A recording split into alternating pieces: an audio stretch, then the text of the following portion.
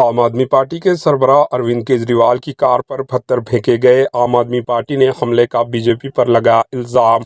अरविंद केजरीवाल की गाड़ी पर पत्थर से हमला किया गया। आम आदमी पार्टी के लीडर व साबिका वजीर आला दिल्ली की गाड़ी पर पत्थर फेंका गया, जबकि इस हमले के लिए आम आदमी पार्टी ने बीजेपी पर इल्जाम आयद किया। दिल्ली असेंबली इलेक्शन 2025 के लिए 5 फरवरी 2025 को वोटिंग होगी।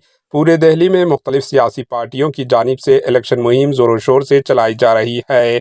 अरविंद केजरीवाल भी पार्टी की मुहिम में सरगर्म है, ताहम इसी दौरान इनकी गाड़ी पर पत्थर फेंके गए।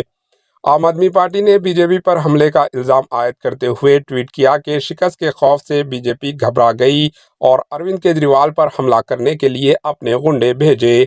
Bureau report, H news.